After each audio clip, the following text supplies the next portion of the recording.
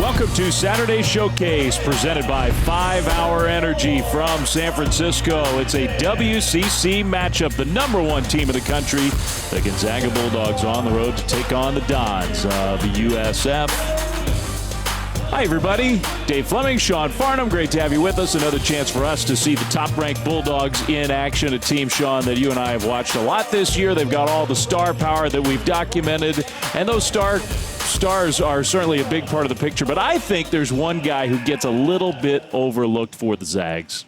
Yeah, there probably is. I mean, we talk about the three-headed monster that they have, and of course you're talking about the Jalen Suggs, the Corey Kisperts, and then we eventually go, oh yeah, Drew Timme. And while he doesn't light it up from beyond the arc, although he can make that shot, Drew Timme has been absolutely on fire. And when Gonzaga starts to struggle offensively, Mark Few knows exactly where to go.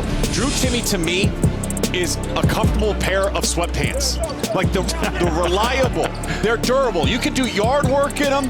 You can lay on the couch and watch sports on a Saturday. That's Drew Timme offensively for the Gonzaga Bulldogs. He's got elite-level footwork, but he is so comfortable and in control of his game, he really can flourish. And in particular, tonight's matchup, Dave, there's a distinct advantage on the post for #2 in the Gonzaga uniform. Or if you're like us and you're broadcasting big-time college basketball from home, you can wear those sweatpants to call the game. Drew Timme's been on a roll. He has really played well for the Zags all season long, but especially recently. He and the #1 Gonzaga Bulldogs ready to go against the Dons of USF.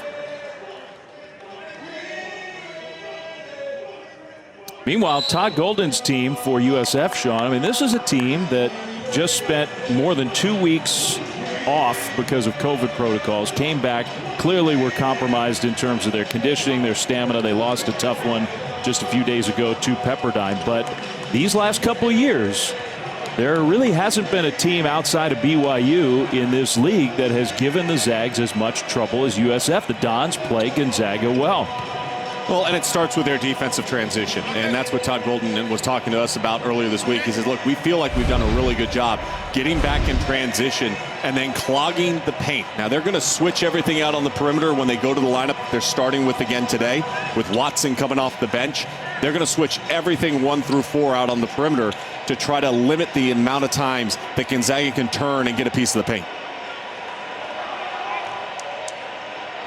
So Bob Staffen, the official, is going to throw up the jump ball, and we are underway from War Memorial Gymnasium on the campus of USF. The Zags will have the first possession.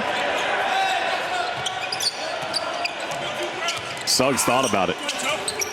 He did. A tremendous freshman thought about that long three. Nembhard takes it to the basket, had it partially blocked and out of bounds. So the Zags will keep the ball. Good news for USF, Sean, because Jamari Bouye, who's one of maybe their best player, and a guy who's had some success in the past against Gonzaga. He missed most of the second half the other night against Pepperdine with a hip problem. He is in the starting lineup, good to go today. Timme makes his move and gets the first bucket of the game. I say rinse and repeat all day long. He could do that every single possession. They don't have somebody that can guard him straight up. So that's why I go to him early, I go to him often, and force them to have to double team and collapse. And then that's when he can pick you apart with his passing ability. Tavi Yurkatam, the senior, at one of those forward spots. I mean, I guess he is their big man, but not a traditional big man. Certainly not like last year. They had Jimbo Lowell. They had some more size. USF did.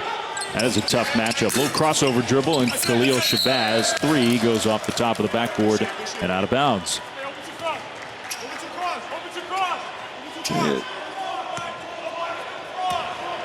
Meanwhile, Sean, what you were talking about, we saw it a couple nights ago or earlier this week against BYU. Gonzaga made a little switch in the starting lineup. Nembhard in. Watson will come off the bench. Both guys played well. Timme scores again. And what did you say? Rinse and repeat?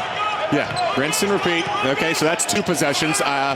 Let's go to the 3rd possession now and see if we can get #2 the ball on that block again. San Francisco's going to have to adjust their defense, Dave. Whether they go to a zone or something, because otherwise #2 in blue is going to go for 40 tonight. And that's not overstating anything. I think if they get him the ball enough, he could have that kind of game. Near turnover with the jump ball, and San Francisco will stay with the possession. Good early post, show of hand, target hand, where he wants it, and it's one pass to the wing and an easy dump down. And that was as easy as it comes. Jimmy got a hand on the inbound pass and forced the turnover. Then Corey Kispert threw it. That's probably never happened to Corey Kispert in his entire basketball life.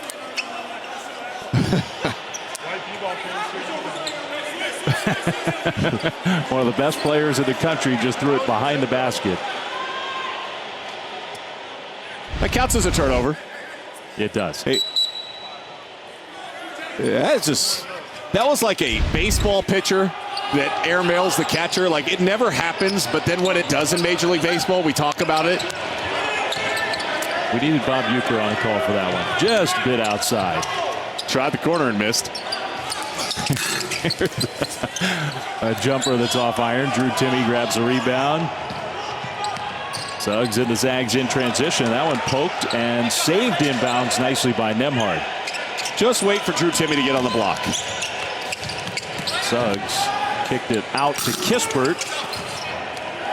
Rebound Dons, and it's out of bounds off of Reevney. So I say rebound Dons, but they lose possession. But not a great start here for San Francisco. They just seem like they're almost panicking a little bit too much on the defensive end of the floor right now. They seem uneasy. They don't seem like they're comfortable. Well, one of the younger coaches in college basketball, guy who's got a very bright future, and USF has seen their program rise since he took over, although Kyle Smith did an excellent job as Todd Golden's predecessor and in a lot of ways his mentor. But anyway, young Todd Golden in his second year as a head coach at USF, a drive by Bouye along the baseline. He found Reevney, but Gonzaga recovered, poked the ball from behind out of bounds. A little more experience on the other sideline, I would say, Sean, with Mark Few. And as Jared Burtson, one of our great statisticians that we have in Bristol, told me, Mark Few can lose every game the remainder of this season, including the 2 postseason games that they would lose, and he'd still be the winningest percentage coach in college basketball. He's got a little margin for error. Josh Coonan lost it with the dribble. Here comes Kispert down the court, a little floater. No, too strong. Kispert, who hardly missed a shot against USF up in Spokane in early January. That was a horrendous pass, and did it get tipped? It got tipped by Reevney, apparently, out of bounds.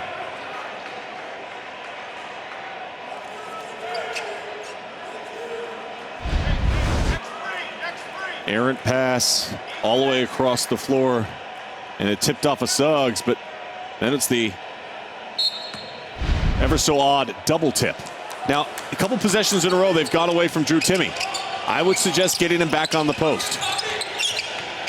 That was a good formula for Gonzaga those first couple times. Here he is making his move. No help came, at least it didn't come soon enough, and he scores his 3rd straight basket.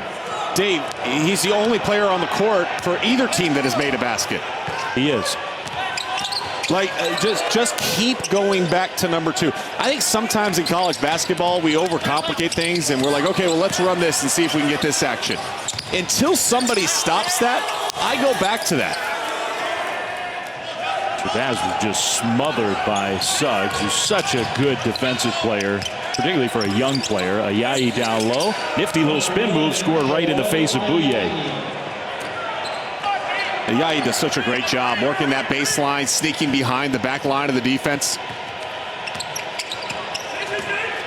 He had a tremendous game against the Dons in Spokane. Bouye missed the shot, out of bounds and off of USF. So it's Drew Timme 8, Dons 0. Our first time out from San Francisco.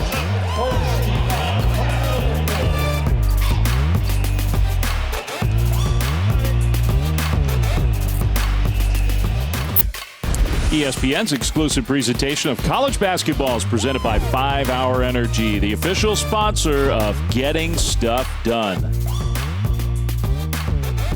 Beautiful Saturday in the city by the bay. I overstated it. It's not Drew Timme 8. It's Drew Timme 6, Joel Ayayi 2, USF 0. 4 minutes into this game from War Memorial Gym. Gonzaga, the #1 offensive team in most categories in college basketball. Top scoring team in the country. Drew Timme is a big reason why, not the only reason why, so balanced and potent. And Gonzaga scores more than anybody, shoots it better than anybody, passes it probably better than anybody. And I know the one that stands out to you, Sean, USF, by the way, has a point. The paint points, Gonzaga just dominates inside. That and points off of turnovers. I'm sitting in studio, and I've been working all day long on ESPN2. And as I look at the box scores of every game, stats that jump off to me for the winning team. Do you outscore your opponent in the paint? And do you create more offense off of your opponent's turnovers? If you do, you win a good chunk of the time, like 90% clip. Tom McCain is in the game to try to stop Drew Timme. How's that working so far? He can go for 40 tonight, Dave. It's not an exaggeration. It's not. Like, some people are going to hear it and say, like, hey, you're just gassing it because you talked about him in the open. No, look at his footwork, look at his balance, look at the size, look at the strength, and his feel and touch. I mean, they're going to have to bring that double team on the catch. You cannot come on the bounce. It's too late at that point in time.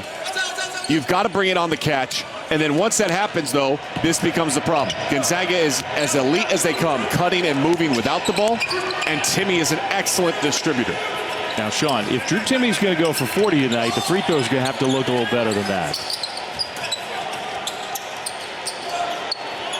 That was almost an air ball. Whatever, it's a free throw. Way off to the side, that three-point jumper. USF is just totally out of whack. Remember, this is a team that challenged Gonzaga in Spokane for much of the first half in the first meeting. Last year, played them tough. That's a travel for Timme. This is a USF team that has been a tough matchup for the Zags over these last couple of years. They got to get it going, though. They do, and San Francisco has the ability to get back into a game quick. Why? Because they rely so heavily upon the three-point shot. We've seen that throughout the course of the season. Alabama's a team that relies heavily on their three-point shooting ability. But the analytics tell you, keep shooting shots like that and good things happen. And Todd Golden's won a lot of games at USF in 2 seasons with that moniker. That was a good look from 3 for Shabazz. Great cut. Suggs got bumped off his spot. They're going to blow the whistle and call a foul against Kunin. This is what you're talking about. They shoot almost more three-pointers than they do two-point shots, and they rarely get to the free throw line. The fact that they have 2 early free throws is uncharacteristic for this San Francisco team. I spent time with Todd Golden last year in Las Vegas at the WCC tournament. I was so impressed with how he runs his program. And the communication factor and the organization and empowering his assistant staff. Wow, what a move by Timme. Again, another basket for Drew Timme, who's just headed for a monster game. Comfy sweats. Comfy sweats. They're reliable. They're going to be Gucci sweats here before the end of this one. We are heading up the ladder. Does Gucci make sweats? They do. I'm sure they do. I mean, you would know. You're a San Francisco guy. You know, you have World Series rings. Like, you probably have a pair of Gucci sweats. Uh-huh. Sure, Drew Timme, what else can he do? How about take a charge? Man, what a performance here. We haven't even played 6 minutes of basketball, and Drew Timme's having one of the great games we've seen. Julian Richmond. I go right back to him. Go right to him. Give it to him. Already committed 2 fouls. There he is. Gets the catch. That quick spin move. Reverses in. Whoa. They cannot stop him. Drew Timme's got 12 of their 14 in the first 6 minutes of this game. Shabazz 3 off the mark. Timme grabs another rebound. He's doing it all. I'd pull it back and wait for him. Why not? How about this? Go in. It did. Now, we're not rooting, but this is amazing. Drew Timme just hit a 3, and he has 15 points in the first few minutes of this game. This is insane, Dave. Incredible.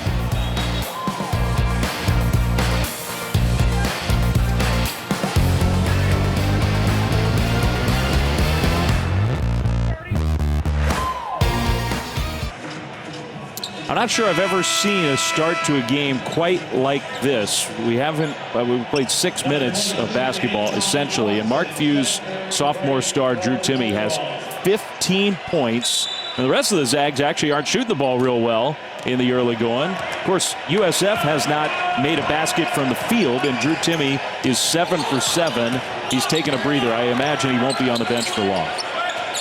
By the way, I can confirm that Gucci does make sweatpants. I looked it up in the break. I looked it up in the break. Those are some high-end sweatpants Drew Timmy's rocking. Ayayi. Nice look over to Aaron Cook. Good role player for this Zags team. Nice pass right back to Ayayi. Making his way close to the basket. Missed that shot from short range, but it goes out of bounds off of Kunin. Now, if you're a USF player right now, you're looking around and saying, wait, hold on, number 2's not on the floor? Okay, everybody breathe. We're okay. Let's see if we can gain some momentum with him on the sideline. They have 6 turnovers in this game already, and they have not made a field goal. It's not a great start. Not good. Shabazz does steal it away from Kispert. He's going to try to take it all the way. Had his shot blocked. He's asking for goaltend. They're not going to call goaltend, but they are going to say, I assume they're going to say shooting foul.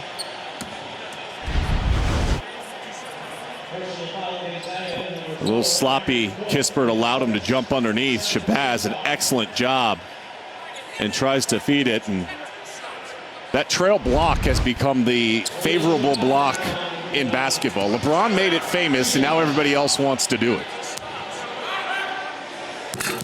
Shabazz in and out on the free throw. Man, USF really struggling at the start of this game. Of course, so is everybody who's not Drew Timme. I mean, there's been one basket made in the entire game of everybody else other than the Zags big man.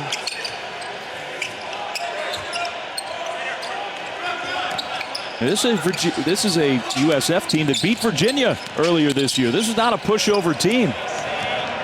That's a Gonzaga turnover. So the Zags, I mean, outside of Drew Timme right now, are not looking particularly sharp. That's the astounding thing about this team, Dave, is that they can have nobody else playing sharp, and they still have a 17-3 lead. Defensively, they've tightened up how they're playing and competing at that end of the floor. And then offensively, you have enough talent that you could have almost everybody have a little bit of an off night. And if one person's really cooking, you can just keep feeding them. Anton Watson off the bench, got the block shot. Shot clock at 7 for the Dons, who will try to get the ball inbounds. Even that's a chore. I mean, Gonzaga's defense has gotten a lot better. Kunin 3, air ball, put back, no, but another Gonzaga foul. So Kane will go to the free throw line. Well, really good big Monday doubleheader we've got for you on ESPN and the app. Speaking of Virginia, a team that lost to this Dons team, but now is up in the top 10. Number 9 Virginia against Florida State. Seminoles survived today. That's at 7 Eastern on ESPN. And then at 9 Eastern, it'll be Texas Tech and TCU on ESPN, streaming live on the app. And Leonard Hamilton's team came off of that COVID pause. Offensively, I thought they were great today. Defensively, they were very disconnected, and they allowed Wake Forest to get too many clean looks. I expect that to be cleaned up. And if you haven't seen Scotty Barnes play, he is one of the best talents we have in college basketball for Florida State.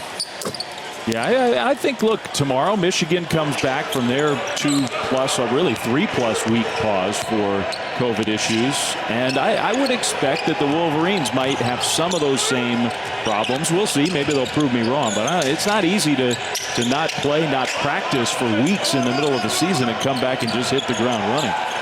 Nemhard 3, perfect. There's such a dramatic difference between practice legs and game legs.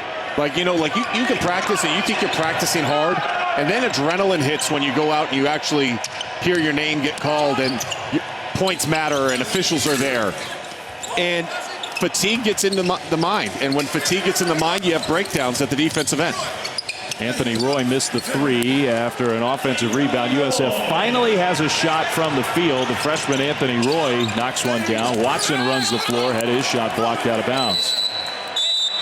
So that'll take us to a timeout. What a start for Gonzaga, and maybe Drew Timme is going to get ready to come back in the game. He has been a huge star early in this one.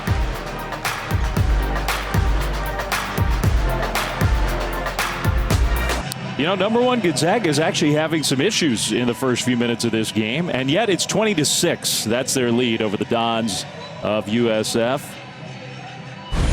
This week. It's not like accolades and attention are new for Gonzaga's program, but this week's SI cover calls the Zags the program. If you still think Gonzaga is a Cinderella, think again. Great story by Greg Bishop, and sort of dives in, Sean, to the history of Gonzaga, building the program, how they got to where they are, whether this team is the best team they've ever had, the NCAA tournament success, the times they didn't have success in tournament play, and maybe they should have focused a little more on Drew Timme based on the way he's playing so far.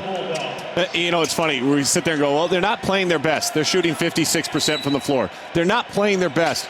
San Francisco's shooting 9%. Yeah.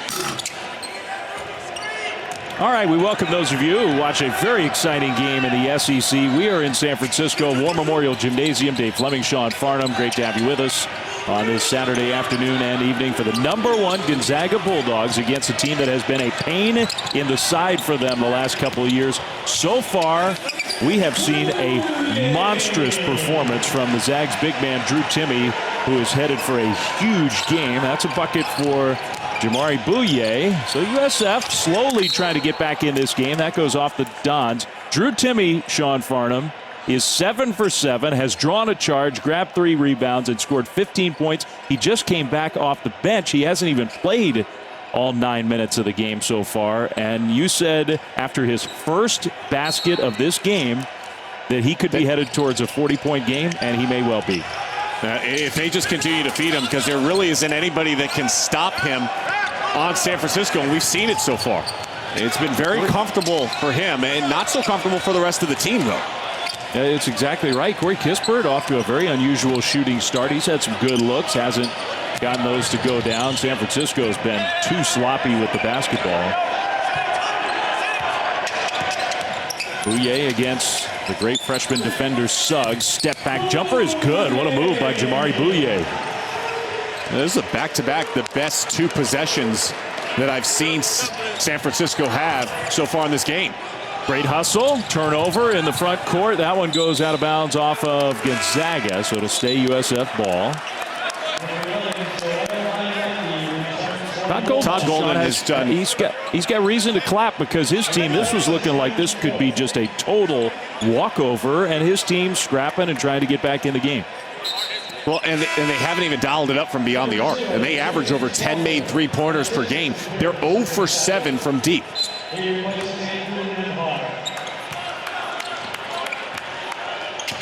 So the Dons of USF, Bouye, extra pass, and the freshman Anthony Roy launches up a 3, no good. Anthony Roy, interesting kid. We'll get into his story as we go along. He may well play a lot more minutes. Drew Timme the other way, got fouled as he went up to try to dunk it home, so he'll head to the free throw line.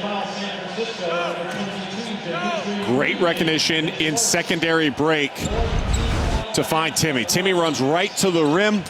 Kispert, one hand, drops it on a dime. And Timmy's probably frustrated by the fact that one didn't go in. And he's been so strong here. His footwork has been outstanding. The only problem that he's had so far in this game is at the free throw line. He's 0 for 2. Yeah, and you and I watched him really struggle on Monday. He played great against BYU, did a lot of beautiful things, dominated on the inside against a good BYU team, and left a lot of points on the table because he wasn't converting from the free throw line. He makes 1 of 2 this time.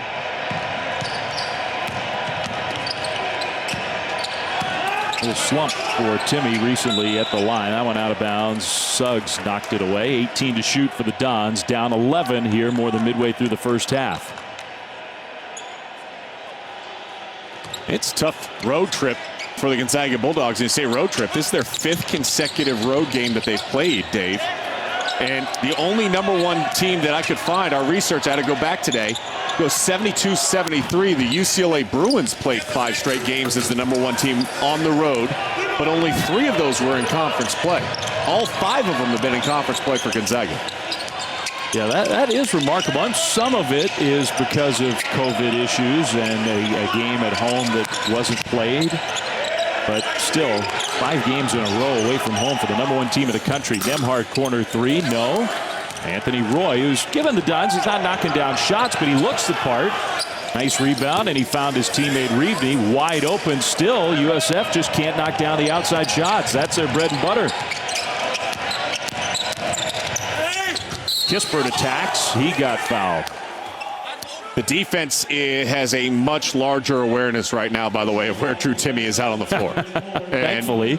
Yes. They are shaping and cheating and pinching to try to make things not as easy to get the ball to him. Because once he catches the ball, it doesn't matter where they're coming from. They can't stop him. So they've got to try to limit his amount of touches that he gets. And a lot of that has to do early work at the defensive end of the floor. The numbers have been so consistent for this guy, even going back to last year, but he's taken on a bigger role this year, but especially lately. He makes almost every shot. He is just super efficient down low, and we sure have seen that in this game. 7 for 7 from the field so far. In 9 minutes, he's got 16 of the Zags' 23 points.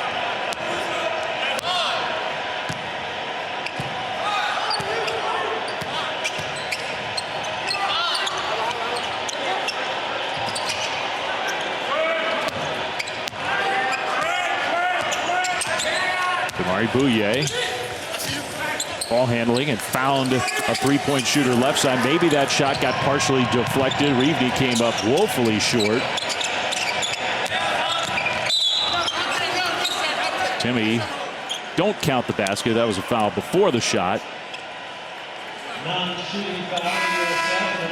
And just great awareness to push off that rebound. You flatten the defense out a little bit. You hit Timme as the trailer. And because he already knocked down one three-point shot, it was a hard closeout. Defender slips. Timme goes by. There's the foul.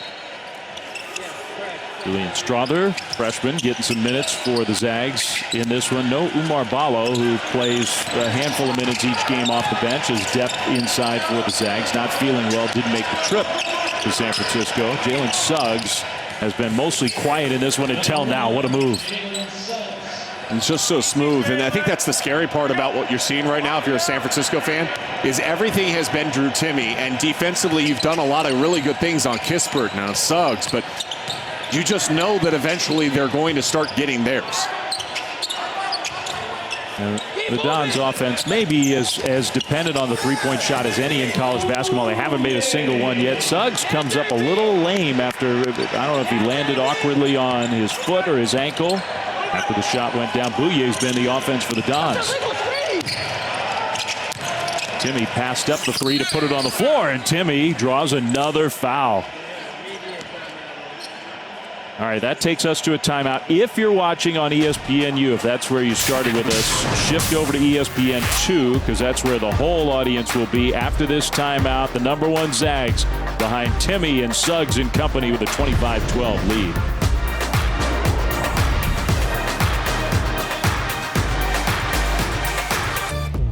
25-12, the #1 team in the country with a 13-point lead, 7:18 to go first half in San Francisco. Dave Fleming, Sean Farnham, great to have you with us. And if you're looking at that score and saying, man, Zags, nothing to watch here, I disagree. Sean, we are watching something very special tonight with Gonzaga's big man.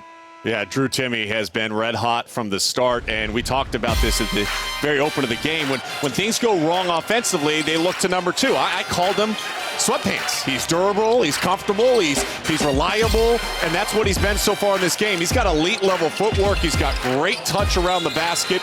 He is a perfect 7 for 7, and it hasn't just been all around the rim. He's also been able to step out, knock down his one three-point shot. He has been phenomenal. I think he could go for 40 tonight if they keep finding ways to feed him. Now, San Francisco's doing a better job shrinking to him, but play through #2. This is his game.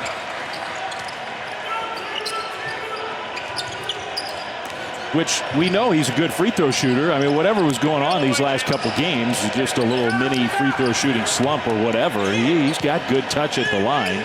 It's like the yips when you go golfing, Dave.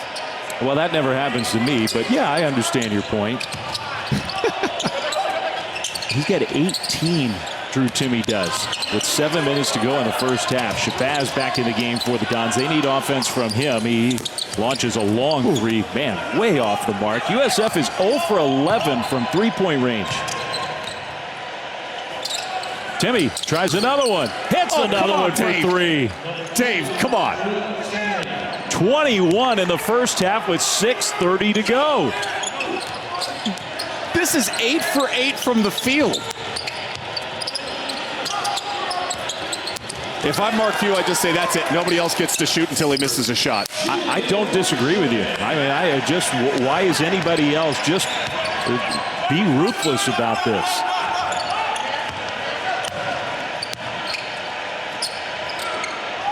Suggs from way outside, a little too strong. This is as impressive as a performance that we've seen this year. Remember, there was a game where Garza had a great first half as well, where he had over 30. Timmy could have over 30 if they fed him the ball that much in the first half. I mean, I don't think that's an exaggeration. I know it's not an exaggeration. He's 8 for 8 and has 21, Dave. I mean, look at this. And just how comfortable he is when the ball touches his hands. There's never any panic or lack of understanding, and he certainly doesn't lack any confidence. And look, I'm giving you credit here because when we came on the air, and maybe most of our audience was not with us at that point, we had that great overtime game at Missouri, but still, you made the point right away that USF, you didn't think had a good matchup for him. He was in line for a huge night, and man, were you right about that one. But I don't care the level of opponent. This guy is on his way to having one of the great individual performances of this college basketball season. By the way, talk about level of opponent. This is a USF team that beat Virginia for a while. The only two teams in the country that had knocked off Virginia for a long portion of the season were from the WCC, and they're both on this floor right now. Correct. Timmy almost drew a second charge in this first half. That was close, but I guess he was inside the arc.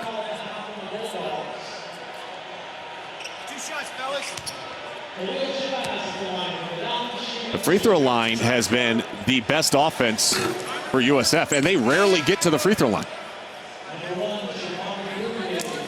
A third of their points in this game so far have come from there.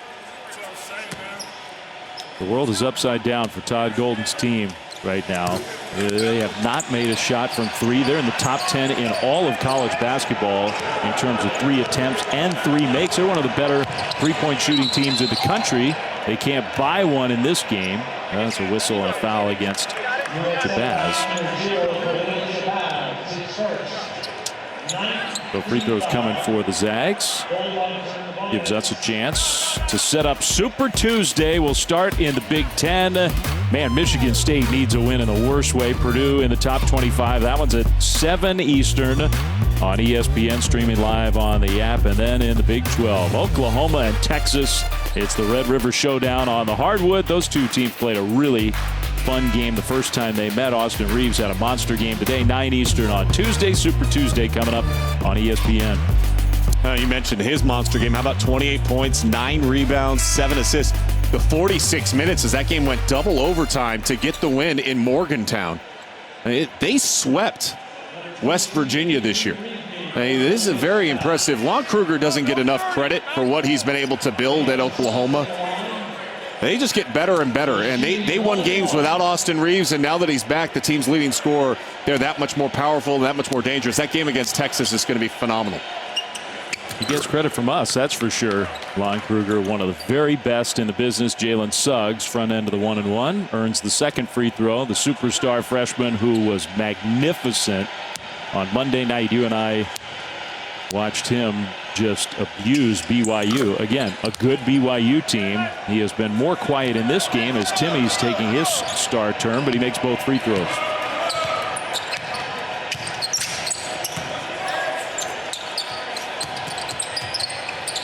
I'm going to tell you one thing that stood out to me so far. The coverage defensively, how they're staying in line and keeping sound defensive principles and coverages in this game so far for Gonzaga. I mean, that's a good offensive possession there, but show on 2 on-ball screens, get back, shrink the floor. Everything's going the way that you would want defensively. Zags love that little trail pass in transition where Suggs or whoever will flip it back. A lot of times to Corey Kispert, who finally has a shot from the field, hits that 3. That's beautiful.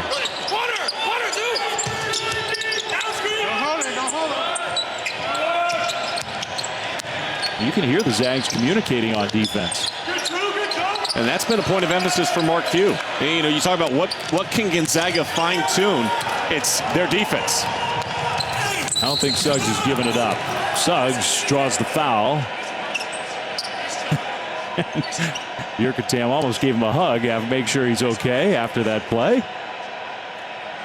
And this is just good half-court defense and then great anticipatory skills from Jalen Suggs. I mean, he reads that on the turn extremely well and then creates the contact. Recently, a player that understood when a ball handler was going to get turned that was really good at that was Zion Williamson. If you go back to Zion at Duke, there was numerous times that he would read what Trey Jones was going to do and how he would force the ball handler to turn his back to a majority of the floor, and then they would dive in and poke that one away.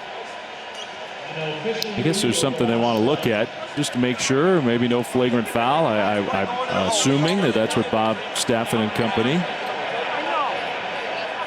want to see. But you're talking about Jalen Suggs and all of his skills. We know, great basketball player. He was a heck of a high school football player, wasn't he? He was an elite level two-sport star. He's got quarterback mentality out on the floor. We've seen some sensational passes all season long, a great feel.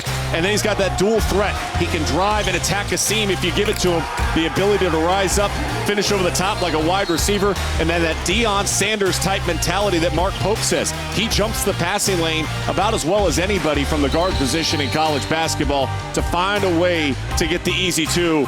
And then when your best player plays that hard, and the guy that's the highest touted prospect is diving over the scorer's table, that's infectious to everybody else. When I played in college, Earl Watson made those type of plays. And when your point guard, your leader that initiates your defense, organizes and structures your offense is doing that, everybody else kind of follows in that same line.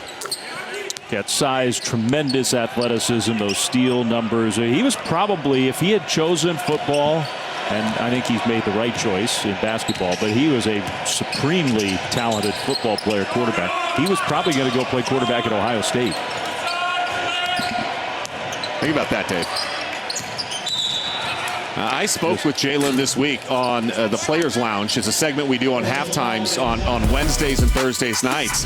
And Jalen Suggs was talking about why Gonzaga and why it's worked so well. And I asked him specifically, I think, how do you think this impacts future one and dones? Because you're really the first one and done that you've ever had go to Spokane. And he said, listen, to me, it wasn't about the blue bloods and the names and on the front of the jersey. It was about finding the right fit in a place where I could really grow and develop. And certainly he has developed. And he's talked about pace of play as something that Mark Few's been working on with him a lot, is playing at his pace, not allowing the opposing team to speed him up or get him outside of his comfort zone.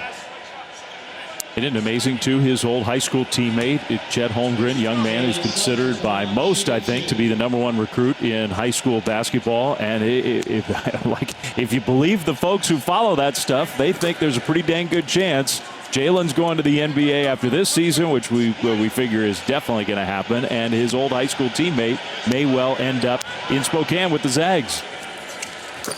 This program has gone to the next level. It really has. When you start integrating the program players that you have, and then you influx it with that kind of talent pool, that's the makeup that we all most often have that postseason success. Dons are getting blown out by the top-ranked Zags. They have not made a three in this game. They are equipped to come back in a game just because of how many threes they can make in a hurry. But Gonzaga is defending that three-point line so well. That shot was deflected out of bounds. Shot clock at 1. So the Dons are going to have to draw something up during this timeout to get something off, down 41-18.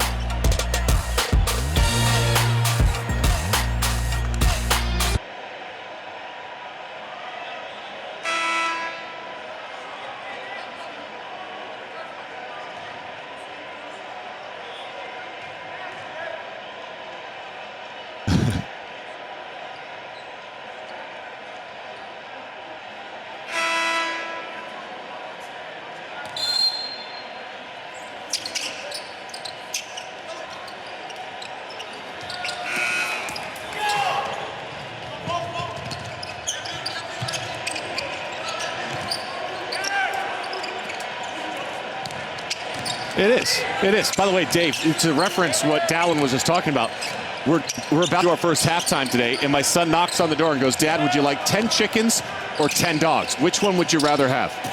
I said, 10 chickens. And he goes, good. And I said, I'm on air. And he goes running back down the hall. The important questions can't wait, Mr. Farnham. The joy of working from home is like the joy of Todd Golden watching a three-shot finally go down for his team. I did the dishes at halftime on Monday night. There you go. It's a whole new world for us out of bounds. So USF, so reliant on the three, finally made one. Maybe the Dons can make a little push.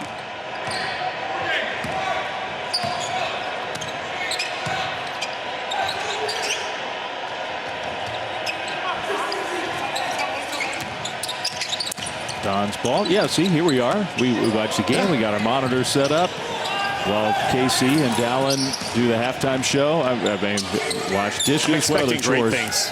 Yeah. I got to play the chickens at halftime. Oh, you do? What do you feed them? Corn?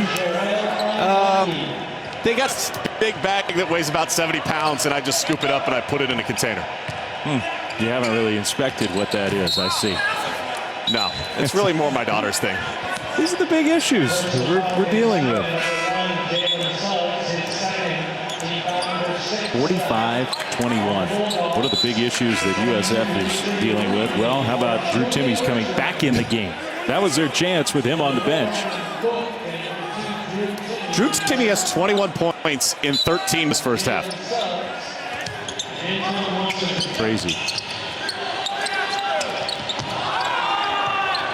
He hasn't missed a shot from the field. He has missed 2 free throws, and USF can't even get the ball in bounds. San Francisco played 18 minutes. They have 21 points.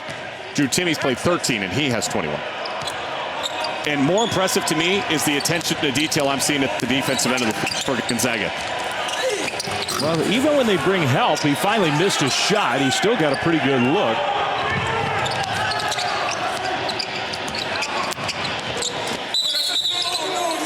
Baz got fouled, tried to flip a shot up. Nembhard called for the personal.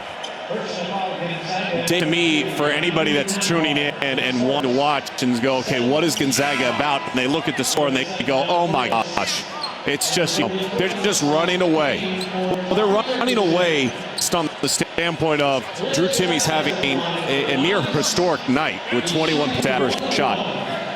But they're also running away because they have locked in defensively over the last couple of weeks. And they continue to get better and better at that end of the floor. And if they win the national championship, it will be about their defense. It will be, can they sustain stops? Are they going to be committed at that end of the floor enough that when they have an offensive game, that they can find a way to win in March?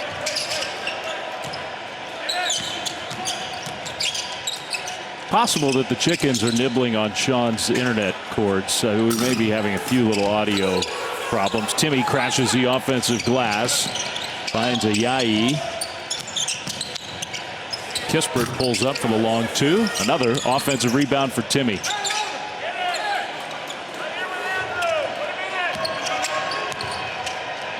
Final minute of the first half. Nembhard off the mark. And finally, the Dons grab a defensive board.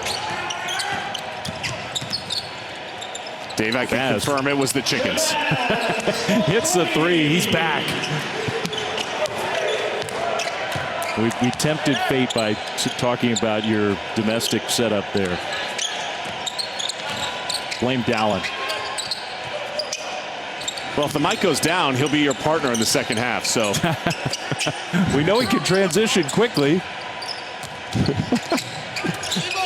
Dallin's like, great, double overtime and Farnham's mic goes out. Just what I'm hoping for. Cook answers that 3 with one of his own. So USF will probably hold for the final look, down 22 here in the first half.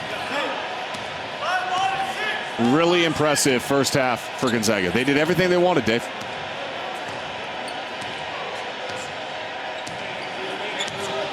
Particularly impressive on this end of the floor. Bouye, Timmy came out to help. Bouye dribbled it off his foot. Cook from half court. That one off the mark, but just about everything else went well for the Zags, especially for that guy. I thought he had a chance to maybe get to 40. He's halfway there at the break. See if they feed him in the second half. E-Trade halftime report coming up after this. Yes. 2 with 1. Yes. 3 with 1. Yes. 11-1. Wait a minute. Gonzaga ball.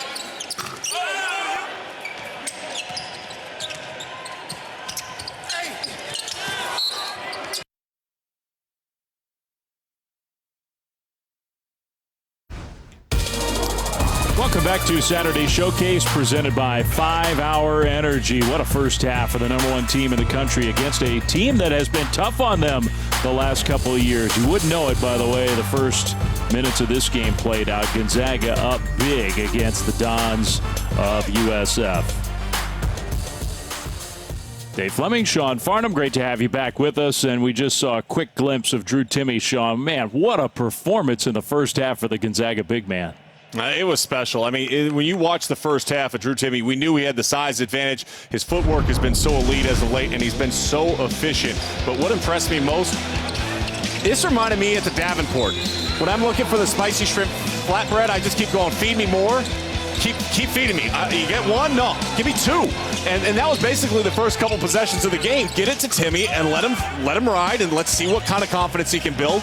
And throughout the course of the first half, it was easy. But the big highlight of the first half for me was the team defense that I saw out of this Gonzaga team. It was elite. There was one more possession we were going to show you, but they jump-started the game on us. Shame on those people in San Francisco. But that was fantastic defense in the first half. Drew Timme right back to work. And we don't root for sides when we do these games. But I am hoping that this game is competitive enough for where we get to see more and more of Drew Timme. Okay, here's the possession you were talking about. Watch this defense. What Drew Timme helps off, shows, gets back to his. Another closed out. Communication through that screen. A contested three-point shot. You want to know why Gonzaga can win a national championship? It's because that's where they've become a lot more committed at the defensive end. So 2 free throws for Drew Timme, 8 of 9 from the field, 3 of 5 from the free throw line, made 2 threes, had 7 rebounds, drew a charge in the first half, and he played, 15 of the 20 minutes? Yep. An outstanding first half. And by the way, in case anybody was wondering, the most spicy shrimp flatbread I've ever had in one day is 3.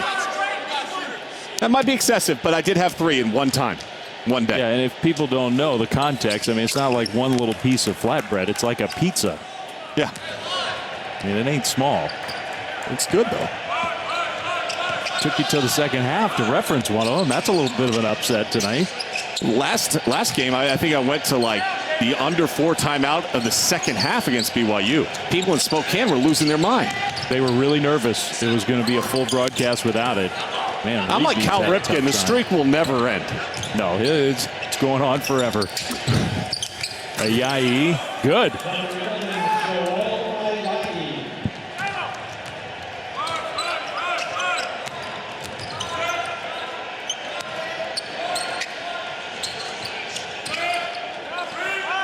Timme, we should note, his career high 29 against Virginia.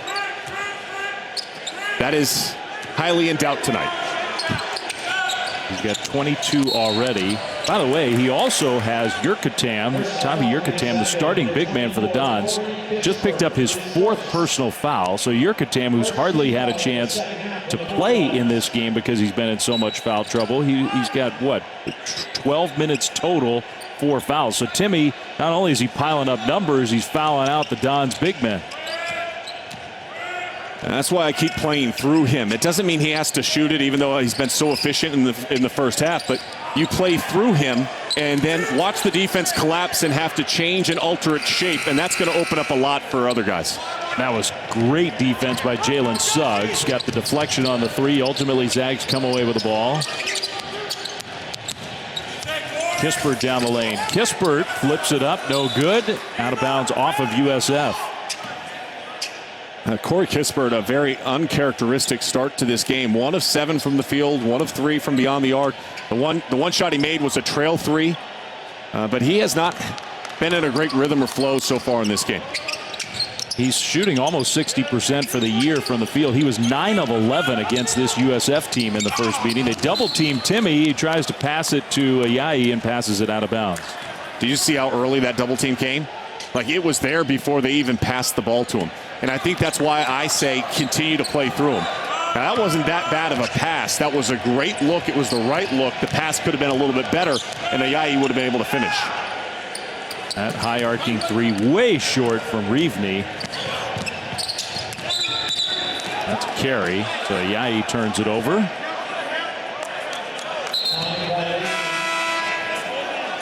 I mean, it is remarkable. USF is one of the best and highest volume three-point shooters and makers in college basketball. In a lot of ways, Todd Golden has built his program around that, and he may be asking Dimitri Reevney what is going on. I mean, 2 for 17 as a team. Reevney's airballed a couple of them. He's a really good shooter. Well, the frustration comes is the defense has been so good in shifting and altering and getting deflections like you even saw in that possession. And that's just great team defense. And so they're settling for some of those one-pass shoot three-pointers, and that's not what you want. Wow, Timmy got the block on one end, and then the feed from Suggs for the dunk finish on that end. He hustled back and almost grabbed the defensive rebound. He is just everywhere in this game. Drew Timme.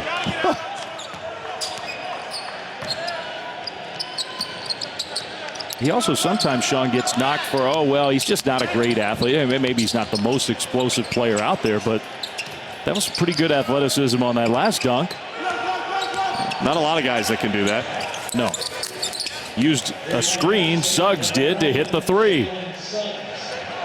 And he's getting better and better and better from beyond the arc.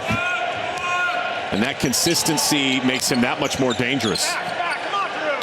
Well, I'm not Mike Schmitz. I'm not a draft expert or analyst. I don't predict the draft. But on Monday, I said, you watch Jalen Suggs play against BYU, and who else would you take in the draft? That's how good he was. And he's showing flashes. It's been a quieter game tonight, but more of those same flashes from him against this USF team. Little dribble fake, and Timme scores again. He is 10 of 11 now from the field. I mean, just a phenomenal performance you're watching tonight by one of the best power forwards in all of college basketball.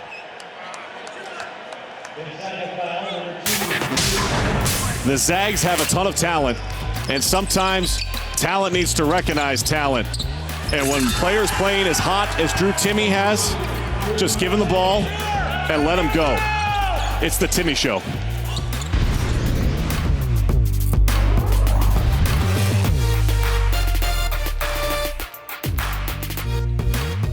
ESPN's exclusive presentation of college basketball is brought to you by Progressive Insurance. Save when you bundle auto, home, or motorcycle insurance. Visit progressive.com. A lot of legends on the hilltop, but one legend stands above all others. The great Bill Russell. Happy birthday to the all-time greatest USF Don.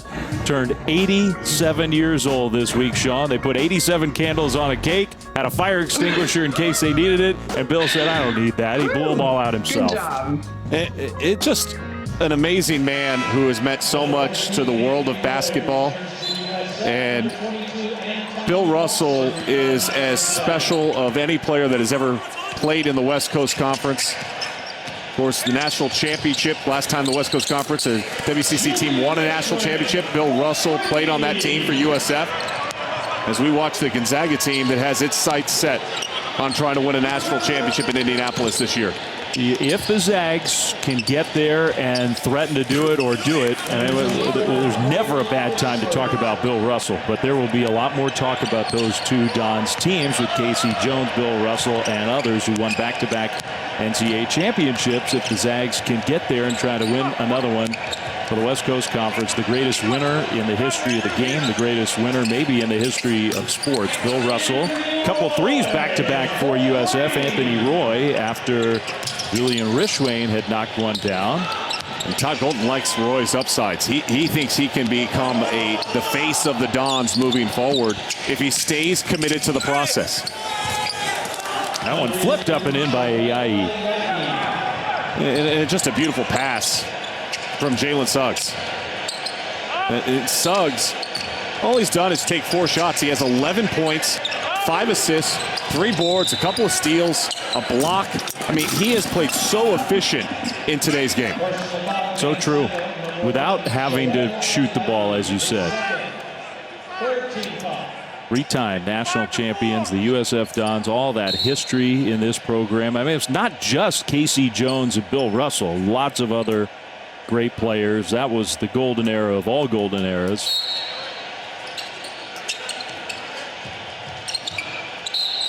Timeout. Look at the out of bounds. They can't even get the ball in. They cannot. That's how good Gonzaga's defense has been. I mean, you could clip off the defense on the out of bounds plays and run a clinic off those tonight. That would make that man proud. Well, we showed a great old photo of Casey Jones before we went to break, and why not some more looks at another one of the all-time legends in this league, in this program that we lost this winter, and he is greatly missed on the Hilltop campus of USF, around college basketball, around the Celtics and the NBA community. 2-time champion as a head coach, all those championships as a player. Just a tremendous person as well, and a guy that we miss greatly, Casey Jones, whose legend lives on inside War Memorial, where his Dons are trailing big against the #1 team in the country. Gonzaga trying to be the first West Coast Conference team to win a national title since Casey and Bill Russell did it all those years ago. That 3 off the mark. Here comes Gonzaga. Great lead pass. Ayayi lays it in. What Joel Ayayi does as well as anybody is he contests the shot, and as soon as the shot was up, he was going down to the other end of the floor. He had confidence his guys would get the rebound.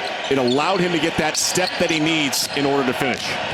I think, Sean, it's a good example. We talk about it a lot, you and I do, about the feel that the Zags have, the ability to sort of improvise and adjust in game. Yeah, he's so good at reading these situations. Watch, the shot goes up. He knows he has no chance of the rebound. He's already ahead by a step or two, and he gets behind that back line, and it's a layup.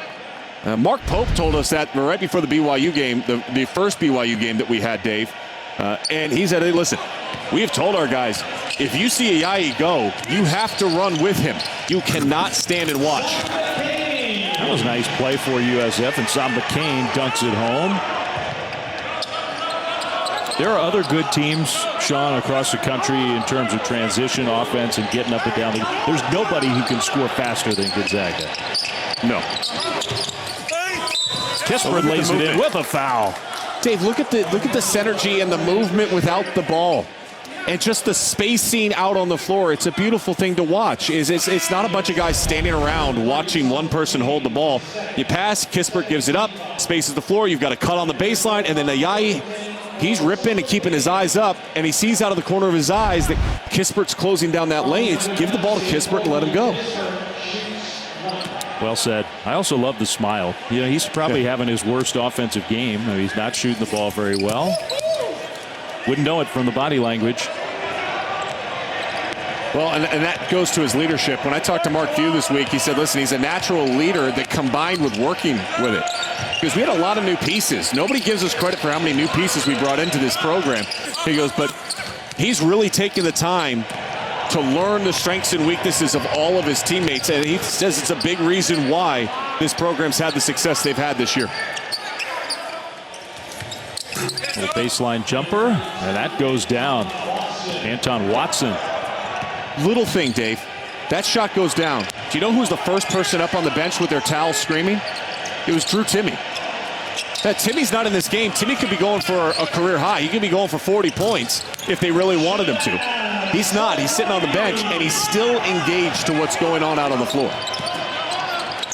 Shabazz hit the three. Some of these outside shots finally going down for USF. Too little too late. It's been Drew Timmy's night. By the way, our big Saturday lineup continues right here in the Bay Area. In fact, not very far from the campus of USF, down at the Chase Center, where it was a beautiful morning. The Nets and the Warriors. KD is back in town. Big story in San Francisco. 8:30 over on ABC. Then, of course, you got the ESPN Plus pay-per-view UFC 258 main card as well. Suggs had his shot blocked. That was pretty good defense from Yurkatan. Really good defense, especially considering he has 4 fouls. He walled up, kept verticality the entire time. In the hypothetical scenario that there were actually fans at this game or at the Warriors game tonight, and they're not, I would recommend, if you're driving from USF down to the Chase Center, I would take Geary to Goff and then cross Market Street there. That would be just my suggestion. Have you started Ubering in this pandemic? You know, everybody's got to hustle a little bit these days, Sean, so doing what I can. 30-point lead for Mark Few's #1 Gonzaga Bulldogs.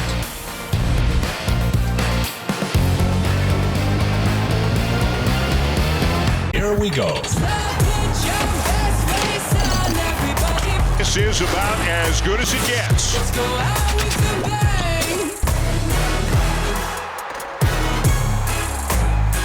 March 3rd, not that far away. Champ Week gets going. How about Gonzaga? You've been talking a lot about this, Sean. The efficiency numbers, courtesy of Ken Pom, and the balance of the top teams in the country. And you look at the past 10 national champions, 5 of them, by the way, ranked in the top 10 in both categories. 8 of them ranked in the top 15 in both categories. So it's a great barometer to understand who really is elite and who's playing at that next tier level. Should be noted that Michigan's coming off their pause tomorrow against Wisconsin. Baylor had to cancel 3 ranked games, Texas Tech and then West Virginia twice, as they extend out their pause this time around. For Gonzaga, the one team of that group of 3 with the truly elite efficiency numbers on both ends of the floor. The Zags are the one team right now that's just sort of full speed ahead. And I think that's important. Not missing practice time is as important as far as keeping yourself in the rhythm, keeping yourself game ready. I think we saw it today in Florida State. Florida State was disconnected at the defensive end of the floor. They were not the same Seminole team at that end. Offensive foul against Shabazz. You see the numbers. The big thing for me is that defensive efficiency for Gonzaga. I've been talking about it tonight. Their numbers have been great again tonight as far as their efficiency goes. Defensively getting stops, sustaining stops. Earlier this year, people were questioning whether or not this team could do what it has to do to get enough stops consistently to win the national championship. I think what they're doing right now and what they continue to show out, they're bought in there. That's been the point of emphasis at practice. Every single practice. They're keeping the defensive numbers, and they're harping on them. USF, a good offensive team, is shooting 31% in this game. They've turned it over 13 times. Gonzaga's forced a lot of those with their harassing defense. And, you know, it's an easy, lazy thing to say. Well, okay, efficiency. What about the level of play? Well, efficiency, the whole reason to have the efficiency numbers is because they adjust for level of play and venue and stuff like that. Kispert lays it in.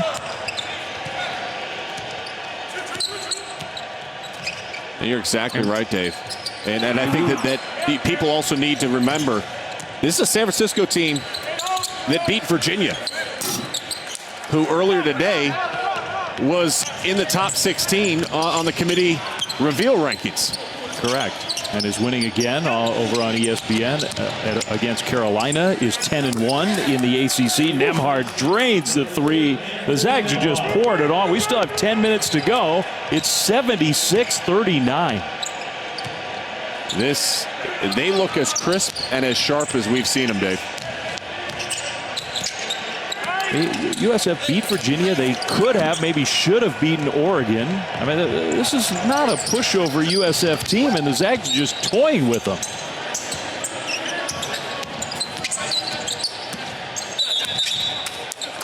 They call that, I guess, against Timmy, moving screen. Yes. All right, this is what you were referring to. The committee released its top 16 teams in order. If things were bracketed out today, this is how it would look. And number 10, number 11 took losses today. West Virginia lost to number 12, Oklahoma. Tennessee lost, surprisingly, to LSU. They just couldn't get their offense going. So there's going to be a lot of movement. Ohio State's the team you got to be paying attention to. They've won 9 out of 10 now inside the Big Ten. E.J. Liddell, so versatile, so strong on the inside. Defensively, they're connected. Offensively, they're as efficient as almost anybody in the country. And the committee did say, did they not, Sean? I may get the exact words incorrect, but they did say it was a very slim margin, Gonzaga ahead of Baylor for that number 1 overall spot. Razor thin is what they said. Okay, razor thin. Good quote there. Mitch Barnhart. Yeah. He's got 28 now after that basket. One more bucket, he gets his career high. Could be the night for Drew Timme. Why not grab another rebound too? I think that's a double-double for him now. Double-double. Yeah.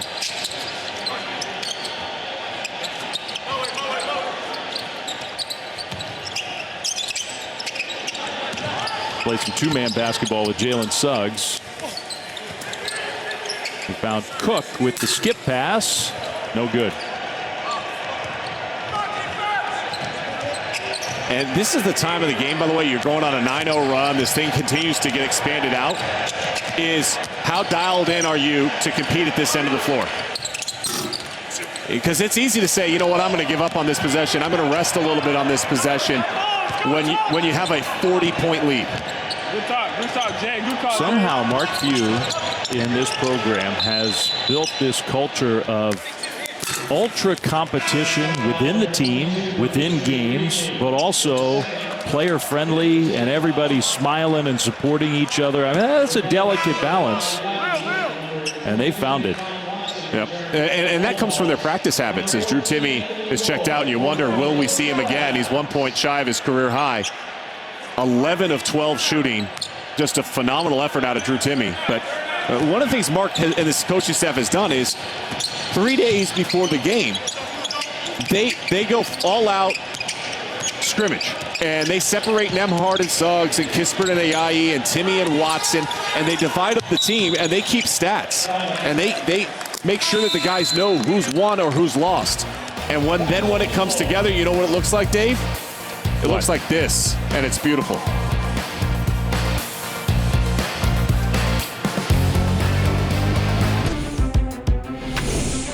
What motivates me is my love for the game and just trying to make my family proud. And what I bring to the team is just a constant energy guy and just interior force.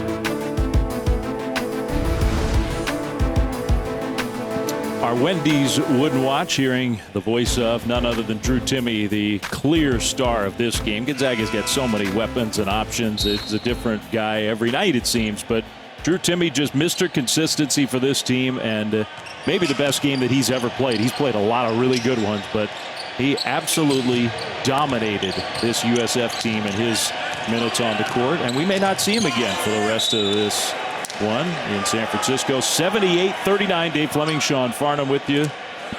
Drew Timme, what a night for the Wendy's Wooden Watch candidate. And that's the thing that people have to understand is you've got potentially the favorite to be the point guard of the year in Jalen Suggs. Corey Kispert playing at a first-team All-American level all season long. And, oh, by the way, then there's Drew Timme. You could make a legitimate argument that all three of those guys could be first-team All-Americans. That's how good this team is. And from the start of the season, you know, we have good teams in college basketball, and then there's great teams. This team is great, and they should be appreciated. Now, does that mean that they're going to be undefeated and win the national championship? I think they will. Nobody's done it since 1976. The closest we've seen in recent memory was that Kentucky team that went 38-1 and lost to Wisconsin in the Final Four. It's hard to do, but this team, enjoy them while they're together, folks. Bouye got Suggs in the air. That's not easy to do. That was a nice move by Jamari Bouye. And I don't think the margin is that big, by the way, versus Baylor. Like that, what you can say definitively that one is that much better than the other, or that Michigan isn't even going to be in that conversation. But I would say this. If Scott Drew's watching this game, Scott Drew's going, how do you slow these guys down? Who do you focus on? Because every time it seems like somebody gets focused on and the other guy gets going and they start moving and cutting even crisper and they start sharing the ball and they don't turn it over and they capitalize every single time you turn it over. Tough game for Tam. He fouls out, just 2 points. Timmy basically the reason for that. Well, as Nembhard hits the jumper, man, he's playing well too. Andrew Nembhard, early in the season, Sean, was maybe a little more up and down with him, kind of finding his role on this team. Started every game for 2 years for Florida, coming off the bench for the Zags. You and I have seen him lately. He just looks great. He looks phenomenal. He's so efficient. I mean, we keep saying the word efficient, and it might be overused, but it's not when it comes to Gonzaga. And Nembhard's got 8 points on 6 shots and 5 assists. He's going to switch to the left hand, miss that one. Doesn't miss many of those. Here come the Dons. Isaiah Hawthorne, who had a good game the other night against Pepperdine, lays it in with a foul. Well, Big Monday, ACC Big 12 doubleheader on ESPN on the app. Virginia, well, we've been talking about them. They lost to both of these West Coast Conference teams earlier in the year. They head to Tallahassee to play Florida State. That's at 7 Eastern. And then in the Big 12, Texas Tech playing really well lately, up to number 7 in the country at 9 Eastern in Fort Worth to take on TCU. Both games will stream on the app.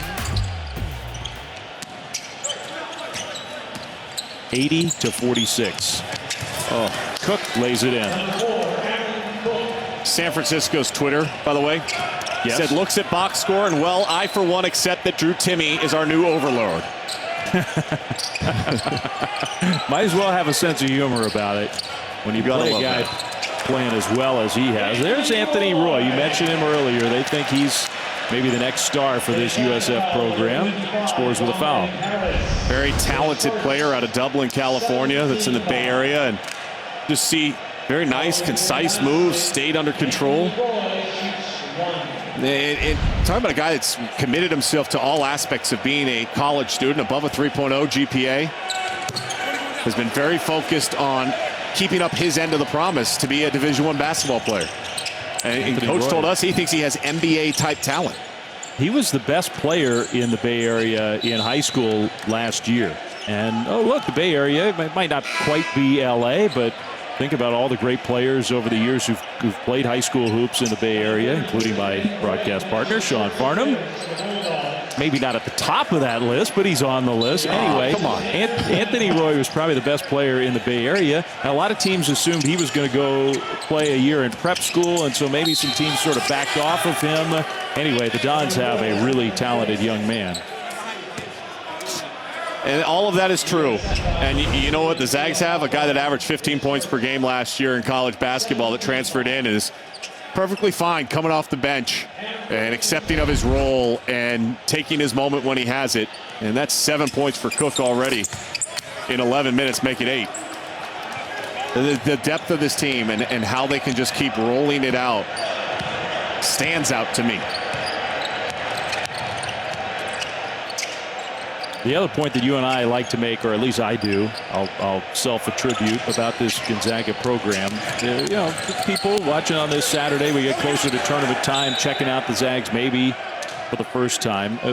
If you go back a decade or maybe even more, yeah, there were some tournament disappointments for Gonzaga. There were some really good teams that fell short in the NCAA tournament. And Mark Few knows that this sport can be harsh. One and done, you're out, you lose, your season's over. The judgments can be harsh. The last 5 years, 2 Sweet 16s, 2 Elite Eights, and a national championship game in the tournament. I mean, that narrative is tired and old, that Gonzaga beats up on weak opponents in the regular season and doesn't achieve in the tournament, because they've achieved at as high of a level as anybody in the last 5 years. There's no doubt about it. That pass intercepted and then stolen right back by Cook. Out on the floor right now is a guy who thought he'd be playing high school basketball in Ben Gregg. He literally was in high school a couple months ago. The Taco Bell Chalupa, so chewy, so flaky, nothing could make it better. Well played, Bacon. Well played. The Chalupa just keeps getting better. The Bacon Club Chalupa, now at Taco Bell. I mean, Ben Gregg last year this time probably figured he'd be finishing up a high school practice and eating a taco with his high school buddies. Now he's playing for the #1 ranked team in the country. With the pandemic and the way high school sports were interrupted, this year doesn't count for college eligibility. I mean, he enrolled early. Gonzaga said sure, and he has been so impressive in practice that Mark Few says, look, there could be a moment if somebody gets in foul trouble, we would trust Ben Gregg on the floor. Cook, lob, catch and a dunk by another young player, Dom Harris. It just starts at the defense, bleeds right into the offense.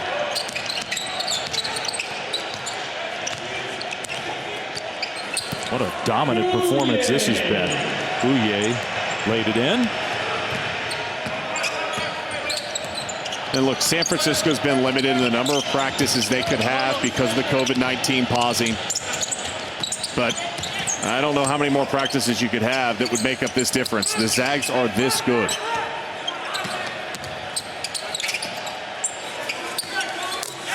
That three goes down. That is the third freshman in these last couple minutes, Julian Strother from Las Vegas.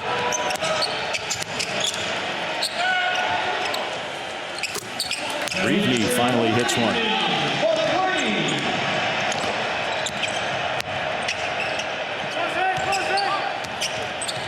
Five straight road games. Backdoor. Look at that. And a pass. Look at that.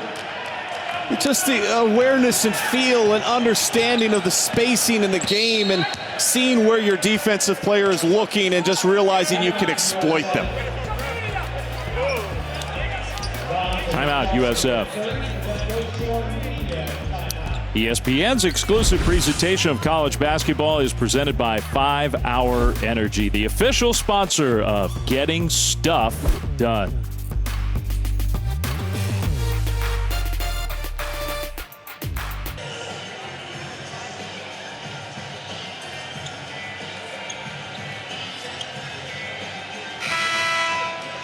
Number 5, Julian Ridgway returns to USF. And number 31, Jonas Visser makes his first appearance.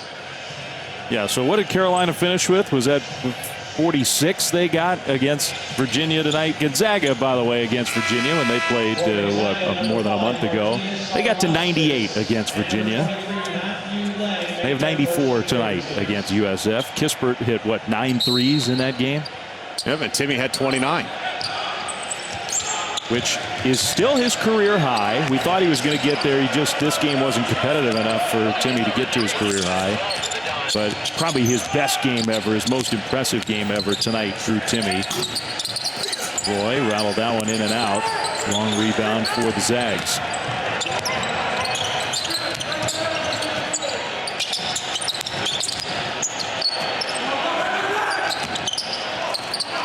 Final 2 minutes here.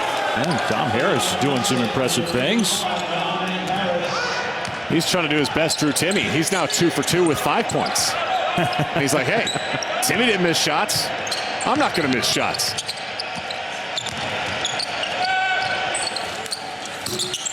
That one goes down for Julian Strother. I'd say it's Julian Strother. Julian, the other Julian, Rishwain. My apologies.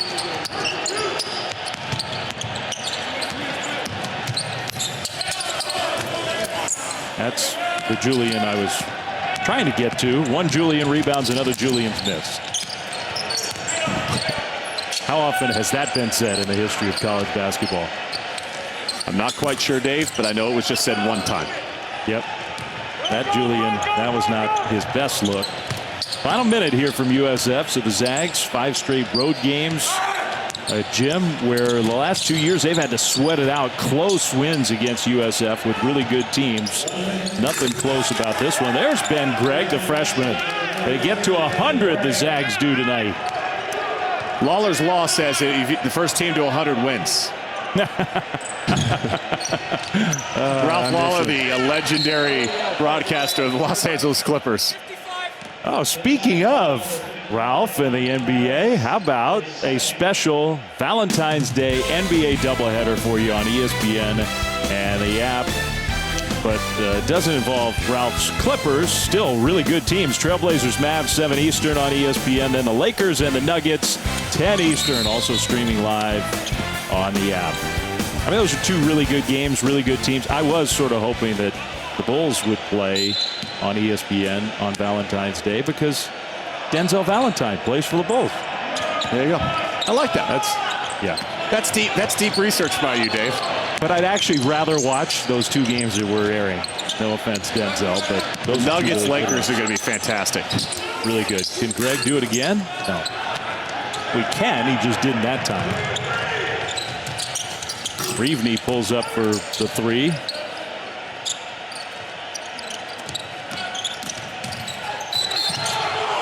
Blocking foul. Dave, you want to go on a deep dive in research? How about this one? I talked to Mark Few and I said, hey, Mark, pandemic and everything, what'd you want to learn? And he goes, well, what I really wanted to learn was Spanish and how to play the guitar. Okay. He said he's done neither. But he did say he got really good at pickleball. Oh, I can see Mark on the pickleball court. Maybe the #1 head coach in college basketball shooting half-court shots at the end of shoot-arounds, Mark Few. Rick Neuheisel told me a story. They played in a golf tournament in Arizona, and they sat on a porch, and he tried to teach Mark Few how to play the guitar. He showed him a couple of chords because Rick Neuheisel's really good He can play. at playing the guitar. And that was it. It didn't stick. Nope. All right, how about the last couple numbers? You want the last couple numbers? We saw Drew Timme, 11 for 12, 28 points. Gonzaga in the second half. They were up huge in the first half. They shot 21 of 28 in the second half after leading 17-2 at the start of the game. So literally from the opening tip, Mark Few's team just dominated this one. It was as impressive as a performance that we've seen out of the Zags this year. Drew Timme was special. And this team, the way they share the ball, they continue to roll and look that part of an undefeated national champion. No kidding. Suggs, Timme, and company, 100-61 over the Dons of USF. For Sean Farnham, Dave Fleming saying so long from San Francisco. #1 sure looked the part.